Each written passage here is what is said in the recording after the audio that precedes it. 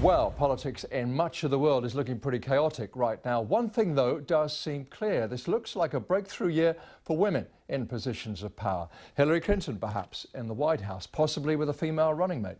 Theresa May or a female rival, maybe the UK's Prime Minister. In Scotland, all main parties are led by women. And, of course, there's Angela Merkel and Christine Lagarde, all in top roles. Let's find out why this is happening now. If possible, we can speak to Marianne Schnall, founder of Feminist.com, journalist and author of What Will It Take to Make a Woman President. Well, what will it take, Marianne? Well, I think, one of the things I learned from my book is that it's not one of those sort of simple questions. This question of why we've never had a woman president in the U.S. and what it will take is sort of this lens into so many interconnecting issues that, affect sort of politics, women, and, our culture.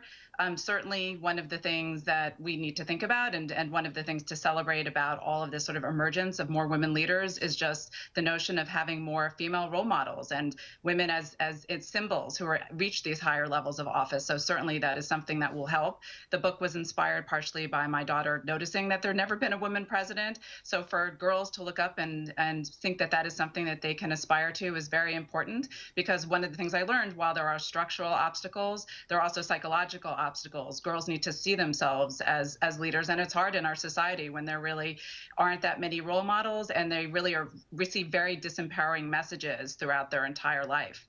And yet, of course, as you know, as we all know, there is plenty of sexism and racism out there on the streets, in business, on social media. Is it connected, do you think, if it is a movement, do you think it's connected in any way to what seems to be a general mood in elections around the world for voters to go against the more establishment candidates, the more obvious candidates?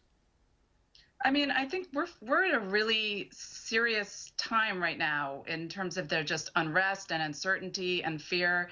And I think, we need all hands on deck right now. So I think there is just a willingness to look freshly at why things are, going as badly as they are. And maybe one of the solutions we could try is women, who are half the population, have really not been seated at the tables where decisions are being made, where solutions are being crafted, where, half the population and these democracies that, seek to represent the populations they serve, you can't do that if you have so few women that are in positions of leadership. So I think part of what we're seeing is that there's sort of a willingness to, try new things, including having more women, and the notion that there may be qualities that women bring to leadership that could be especially meaningful right now. When I did the interviews for my book, a lot of people spoke to the fact that women tend to be, generally consensus builders and have a collaborative approach, be very empathetic. We tend to be multitaskers, and certainly just, the idea of having diversity when it comes to thinking about solutions is very important, just from having a different perspective, having our perspective represented. Just briefly, if you can, do you think there's a reason why it's this year in particular that we're seeing this?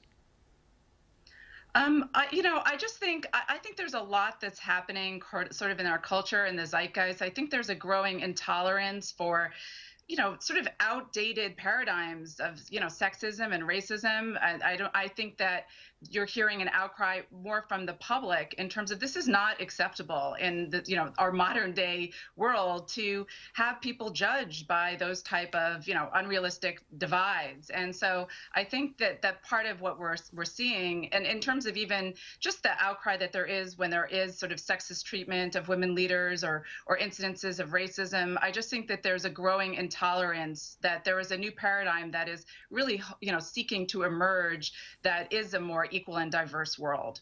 Marianne Schnall, thank you very much indeed. Thank you so much.